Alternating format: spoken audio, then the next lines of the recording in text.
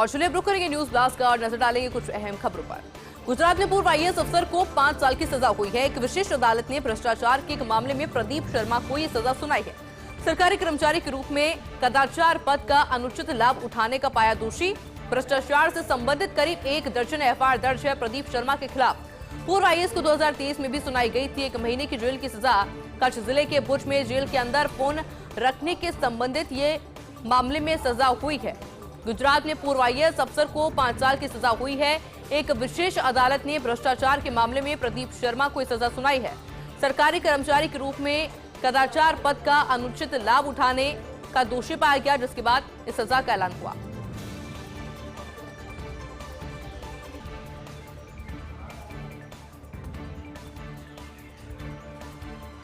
Lok Sabha speaker Om Birla की first India से खास बातचीत हुई और कहा कि सदन में बाधारहित चर्चा हो, राजनीतिक दलों के प्रतिनिधि उच्च कोटि की गरिमा का व्यवहार करें। इसके अलावा जितनी सार्थक चर्चा हो उतनी अच्छा होगा। बजट सत्र हमेशा महत्वपूर्ण होता है। सभी राजनीतिक दल सदनों में आचार व्यवहार की गाइडलाइंस बना रखें। सभी राजनीतिक दल प्रयास करेंगे तो श्रेष्ठ तरीके से सदन चलेगा। फर्स्ट इंडिया के द्वारा जब लोकसभा स्पीकर ओम बिरला से बातचीत की गई तब तमाम बातें उनके द्वारा कही गई है। सबसे पहले उन्होंने कहा कि सदन में बाधारहित चर्चा हो, ये अच्छा रहेगा। राजनीतिक दलों के प्रतिनिधि उच्च कोटि की गरिमा के व्यवहार करें। जितनी सार्थक चर्चा होगी उतना ही अच्छा सभी के लिए होगा। इसके अलावा बजट को लेकर जब सवाल उनसे किया गया तो उन्होंने कहा कि बजट सत्र हमेशा से ही महत्वपूर्ण होता है। सभी राजनीतिक दल सदनों में आचार व्यवहार के लिए गाइडलाइंस बनाएं। शुरुआती बढ़त गवाह लाल निशान पर बंद हुआ बाजार।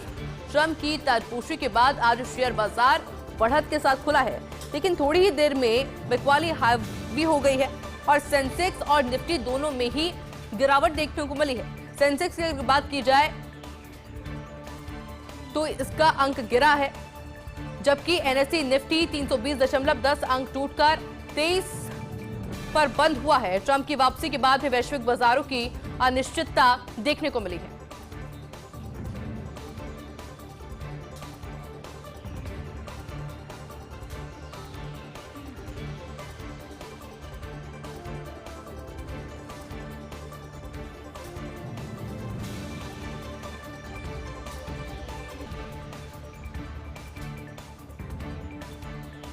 पांच फरवरी को महाकुंभ जा सकते हैं प्रधानमंत्री नरेंद्र मोदी। प्रयागराज में महाकुंभ में संत महंतों और श्रद्धालु लगा रहे हैं डुबकी। सूत्रों के मुताबिक प्रधानमंत्री के महाकुंभ दौरे की तारीख सामने आ चुकी है।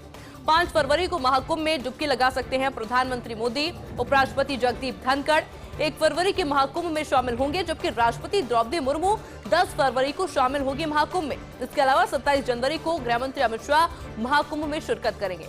उत्तर प्रदेश पुलिस की तरफ से सुरक्षा व्यवस्था पर खास ध्यान दिया जा रहा है, क्योंकि देखिए जब से महाकुंभ की शुरुआत हुई है एक सवाल सबके जहन में है कि आखिर प्रधानमंत्री नरेंद्र मोदी महाकुंभ में कब पहुंचेंगे। और ऐसे में जो तारीख है वो सामने आ चुकी है। 5 फरवरी को प्रधानमंत्री नरेंद्र मोदी महाकुंभ जा रहे हैं, यानी कि जो हजारों लाखों की संख्या के अंदर जो श्रद्धालु वहां पर मौजूद है, जो भक्त वहां पर मौजूद है, उनमें भी उत्साह रहता है कि प्रधानमंत्री नरेंद्र मोदी को जरा एक बार देख लें। और जब इतना बड़ा इसे कह सकते हैं कि जब महाकुंभ हो रहा है, जब देश से ही नहीं बल्कि विदेश से भी लोग लगातार पहुंच रहे हैं महाकुंभ के लिए, तो प्रधानमंत्री नरेंद्र मोदी का जाना भी खास हो जाता है। प्रयागराज में महाकुंभ में संत महंतों और श्रद्धालु डुबकी लगा रहे हैं। सूत्रों के मुताबिक जानकारी है कि प्रधानमंत्री के महाकुंभ दौरे की तारीख 5 फरवरी रहने वाली है। महाकुंभ में डुबकी लगा सकते हैं प्रधानमंत्री नरेंद्र मोदी। इसके अलावा उपराष्ट्रपति जगदीप धनखड़ को लेकर भी 1 फरवरी की जानकारी सामने आ रही है, यानी कि उपराष्ट्रपति जगदीप धनखड़ 1 फरवरी को महाकुंभ में शामिल होंगे। और अगर राष्ट्रपति द्रौपदी मुर्मू की बात की जाए तो उनकी जो तारीख है वो 10 फरवरी की सामने आ रही है। राष्ट्रपति द्रौपदी मुर्मू 10 फरवरी को महाकुंभ में शामिल होगी। इसके अलावा 27 जनवरी को गृहमंत्री अमित शाह भी महाकुंभ में शिरकत करेंगे। हालांकि उत्तर प्रदेश पुलिस की तरफ से सुरक्षा पर खास ध्यान दिया जा रहा है। और एक बार फिर से रुक करेंगे न्यूज ब्लास्ट पर, नजर डालेंगे कुछ अहम खबरों पर। केजरीवाल के वोट बैंक में भाजपा की सेंध। ऐसा इसलिए हम बोल रहे हैं क्योंकि पूर्वांचली वोट बैंक को कैप्चर करने की प्लानिंग कर रही है भारतीय जनता पार्टी। आम आदमी पार्टी का बड़ा वोट बैंक माना जाता है। दिल्ली की राजनीति में पूर्वांचल वोटर्स की करीब 1/3 हिस्सेदारी है। ऐसे में भारतीय जनता पार्टी जानती है कि सत्ता में आने के लिए पूर्वांचली वोट कितने ज्यादा महत्वपूर्ण होते हैं, यानी कि अगर वो जीत लिया आपने तो आप वहां पर अच्छे से अपनी पार्टी बना सकते हैं। हालांकि झुग्गी झोपड़ी वाले यहाँ पर वोट बैंक आम आदमी पार्टी का मजबूत समर्थक रहे हैं। 2015 और 2020 में आम आदमी पार्टी की जीत में पूर्वांचल वोट बैंक की अहम भूमिका रही थी, लेकिन इस बार कई मुद्दों पर ये वोट बैंक झुकता हुआ नजर आ रहा है भाजपा की ओर। इसका बड़ा कारण है प्रदूषण, क्योंकि प्रदूषण, खस्ताहाल सड़कें और बुनियादी सुविधाएं नहीं होने से ये वोट बैंक डाइवर्ट हो सकता है। क्योंकि पिछले कई दिनों में हमने देखा कि दिल्ली के राजनीति के अंदर बहुत कुछ हुआ है। फिर चाहे वो आप अरविंद केजरीवाल की गिरफ्तारी की बात कर लीजिए, नए मुख्यमंत्री की बात कर लीजिए, इसके अलावा प्रदूषण से लोग परेशान हैं और कई सारे ऐसे मुद्दे हैं जिससे लोग परेशान हैं। और इसलिए हमने सबसे पहले सवाल किया कि केजरीवाल के वोट बैंक में भाजपा की सेंध है। पूर्वांचली वोट बैंक को कैप्चर करने की प्लानिंग अब भारतीय जनता पार्टी के द्वारा की जा रही है। हालांकि भारतीय जनता पार्टी बहुत अच्छे से जानती है कि लोगों को किस तरह से लुभाना है, वोट बैंक किस तरह से अपने पास लेकर के आने हैं। आम आदमी पार्टी का बड़ा वोट बैंक माना जाता है ये।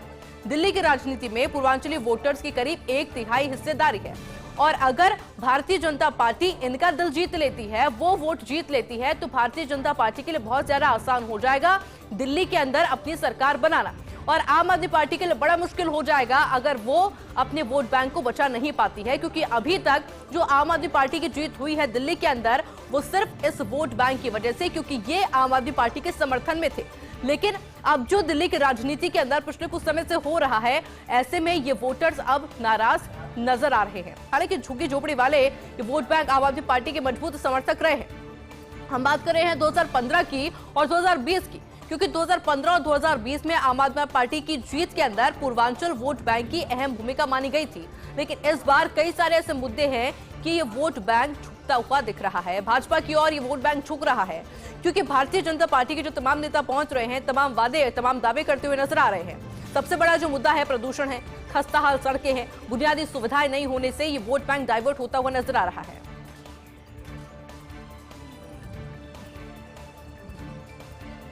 ग्रेटर नगर निगम से खबर है, 27 जनवरी को होगी ग्रेटर निगम की बोर्ड की बैठक। बोर्ड बैठक को लेकर लगभग तैयारियां पूरी हो चुकी है। बोर्ड बैठक को लेकर लगभग तैयारी हुई है। वहीं बोर्ड बैठक में एक एजेंडे को विलोपित किया गया है। एजेंडा संख्या 19 को विलोपित किया गया है। ग्रेटर नगर निगम से खबर, 27 जनवरी को होगी ग्रेटर निगम बोर्ड की बड़ी बैठक। बोर्ड बैठक को लेकर लगभग तैयारी को अंतिम रूप दिया जा चुका है। बोर्ड बैठक को लेकर लगभग तैयारी की जा चुकी है सभासद भवन। वही बोर्ड बैठक में एक एजेंडे को विलोपित भी किया गया है। और अब एक अच्छी खबर, क्योंकि देश में एनर्जी सेंटर बनेगा राजस्थान। राजधानी में आयोजित नवीकरणीय ऊर्जा पर क्षेत्रीय समीक्षा बैठक। केंद्रीय नवीकरणीय ऊर्जा मंत्री प्रहलाद जोशी ने इस बैठक का शुभारंभ किया। इस दौरान जोशी ने कहा कि प्रधानमंत्री नरेंद्र मोदी ने वर्ष 2030 तक का लक्ष्य रखा है, यानी कि टारगेट रखा है। देश में क्लीन एनर्जी यानी कि अक्षय ऊर्जा का उत्पादन 500 गीगावाट तक बढ़ाने, वर्ष 2030 तक नवीकरणीय ऊर्जा से ऊर्जा आवश्यकता का 50% पूरा करने तथा वर्ष 2070 तक देश को नेट जीरो कार्बन उत्सर्जन तक ले जाने का लक्ष्य तय किया गया है। और इस प्रतिबद्धता को पूरा करने की दिशा में केंद्र और राज्य सरकारें तेजी से काम कर रही हैं।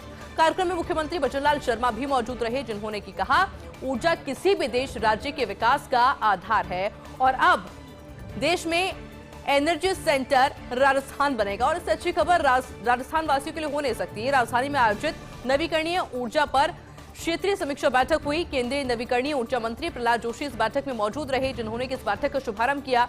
इस दौरान प्रहलाद जोशी ने यह कहा कि प्रधानमंत्री नरेंद्र मोदी ने वर्ष 2030 तक का टारगेट रखा है। देश में क्लीन एनर्जी यानी कि अक्षय ऊर्जा का उत्पादन 500 गीगावाट तक बढ़ाने और साथ ही वर्ष 2030 तक नवीकरणीय ऊर्जा से ऊर्जा आवश्यकता का 50% पूरा करने तथा वर्ष 2070 तक देश को नेट जीरो कार्बन उत्सर्जन तक ले जाने का लक्ष्य तय किया गया है। और इस प्रतिबद्धता को पूरा करने की दिशा में केंद्र सरकारें और राज्य सरकारें तेजी से काम कर रही है। इस कार्यक्रम में राजस्थान के मुखिया यानी कि बचनलाल शर्मा की भी मौजूदगी रही। उन्होंने कहा कि ऊर्जा किसी भी देश राज्य के विकास का आधार होता है। युवा और खेल क्षेत्र के प्रतिनिधियों से बजट पूर्व चर्चा हुई। मुख्यमंत्री बचनलाल शर्मा ने मंथन किया। मुख्यमंत्री बचनलाल शर्मा ने कहा कि राज्य के खिलाड़ी दुनिया में बना रहे हैं अपनी पहचान। पेरिस पैरालंपिक में प्रदेश के 8 खिलाड़ियों ने भाग लिया। खिलाड़ियों ने स्वर्ण, कांस्य सहित कुल 3 पदक जीते हैं। राज्य सरकार ने मेडल जीतने वाले तीनों खिलाड़ियों को 5-5 करोड़ की राशि दी। खिलाड़ियों का सम्मान और उत्साहवर्धन किया गया। भारत सरकार द्वारा दिव्यकृति सिंह राठौड़ को अर्जुन पुरस्कार और पैरा एथलीट्स प्रशिक्षक महावीर सैनी को द्रोणाचार्य पुरस्कार से सम्मानित किया गया। मुख्यमंत्री ने खो खो वर्ल्ड कप में विजेता भारतीय टीम को भी बधाई दी है। टीम में शामिल राजस्थान की बेटी निर्मला भाटी को भी जीत की बधाई दी गई है। युवा और खेल क्षेत्र के प्रतिनिधियों से बजट पूर्व चर्चा हुई। मुख्यमंत्री भजनलाल शर्मा ने मंथन किया। राजस्थान की मुखिया ने कहा कि राज्य के खिलाड़ी दुनिया में अपनी एक अलग पहचान बना रहे हैं। पेरिस पैरालंपिक में प्रदेश के 8 खिलाड़ियों ने भाग लिया है। खिलाड़ियों ने स्वर्ण, कांस्य सहित कुल 3 पदक जीते हैं। फिर से रुक करेंगे न्यूज ब्लास्ट का और नजर डालेंगे कुछ अहम खबरों पर। देश भर में आपराधिक लंबित मामलों को लेकर सुप्रीम कोर्ट अब चिंतित नजर आ रहा है। आपराधिक मामलों के निपटारे के लिए तदर्थ न्यायाधीश की नियुक्ति पर सुप्रीम कोर्ट विचार करेगी। सुप्रीम कोर्ट की विशेष पीठ ने आज न्यायाधीशों की नियुक्ति के संबंध में सुनवाई की है। इस दौरान प्रदेश भर में आपराधिक लंबित मामलों पर सुप्रीम कोर्ट दिखाई दिया चिंतित। प्राप्त आंकड़ों के अनुसार इलाहाबाद हाईकोर्ट में 38,000, कर्नाटक हाईकोर्ट में 20,000, पंजाब एंड हरियाणा हाईकोर्ट में 21,000, झारखंड हाईकोर्ट में 13,000, राजस्थान हाईकोर्ट में 8,000 आपराधिक मामले लंबित है। तदर्थ न्यायाधीश की नियुक्ति पर सुप्रीम कोर्ट अगले मंगलवार दोपहर 3:30 बजे विचार करेगा। देश भर में आपराधिक लंबित मामलों को लेकर अब सुप्रीम कोर्ट चिंतित नजर आ रहा है। आपराधिक मामलों के निपटारे के लिए तदर्थ न्यायाधीशों की नियुक्ति पर सुप्रीम कोर्ट विचार करेगी। सुप्रीम कोर्ट की विशेष पीठ ने आज तदर्थ न्यायाधीशों की नियुक्ति के संबंध में सुनवाई भी की है। इस दौरान देश भर की अगर बात की जाए तो आपराधिक लंबित मामलों पर सुप्रीम कोर्ट चिंतित नजर आया। प्राप्त आंकड़ों के अनुसार इलाहाबाद हाईकोर्ट में 38,000, कर्नाटक हाईकोर्ट में 20,000, पंजाब एंड हरियाणा हाईकोर्ट में 21,000 और झारखंड हाईकोर्ट में 13,000। इसके अलावा अगर बात राजस्थान हाईकोर्ट की जाए तो उसमें 8,000 आपराधिक मामले लंबित पड़े हैं। तदर्थ न्यायाधीश की नियुक्ति पर सुप्रीम कोर्ट अगले मंगलवार दोपहर 3:30 बजे विचार करेगा।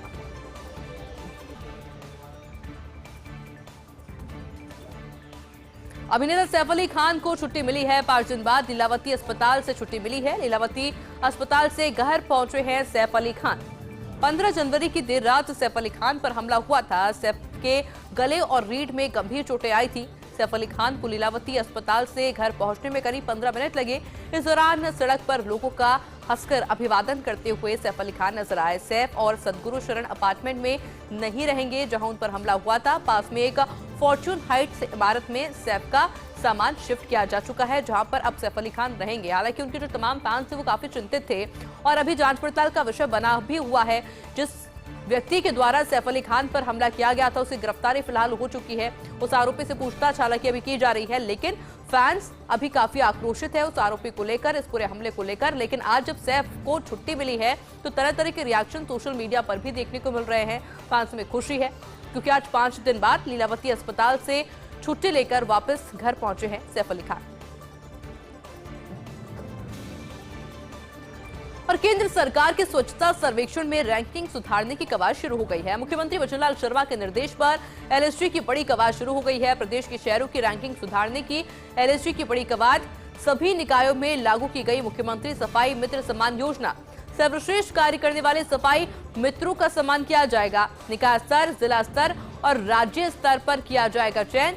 चयनित सफाई मित्र को प्रशस्ति पत्र दिया जाएगा और स्मृति चिन्ह दिया जाएगा। नगर पालिका स्तर पर चयनित सफाई मित्र को उपखंड अधिकारी, नगर परिषद स्तर पर चयनित सफाई मित्र को अतिरिक्त जिला कलेक्टर, इसके अलावा निगम स्तर पर चयनित सफाई मित्र को निगम आयुक्त सम्मानित करने वाले हैं। केंद्र सरकार के स्वच्छता सर्वेक्षण में रैंकिंग सुधारने की कवायद अब शुरू हो चुकी है। मुख्यमंत्री भजनलाल शर्मा के निर्देश पर एलएसजी की बड़ी कवायद देखने को मिली है। प्रदेश के शहरों की रैंकिंग सुधारने की एलएसजी की बड़ी कवायद सभी निकायों में लागू की गई है। मुख्यमंत्री सफाई मित्र सम्मान योजना, इसके तहत सर्वश्रेष्ठ कार्य करने वाले सफाई मित्रों का सम्मान किया जाएगा। निकाय स्तर, जिला स्तर और राज्य स्तर पर चयन किया जाएगा। चयनित सफाई मित्र को प्रशस्ति पत्र और स्मृति चिन्ह भी दिया जाएगा। नगर पालिका स्तर पर चयनित सफाई मित्र को उपखंड अधिकारी, नगर परिषद स्तर पर चयनित सफाई मित्र को अतिरिक्त जिला कलेक्टर, निगम स्तर पर चयनित सफाई मित्र को निगम आयुक्त सम्मानित करेंगे।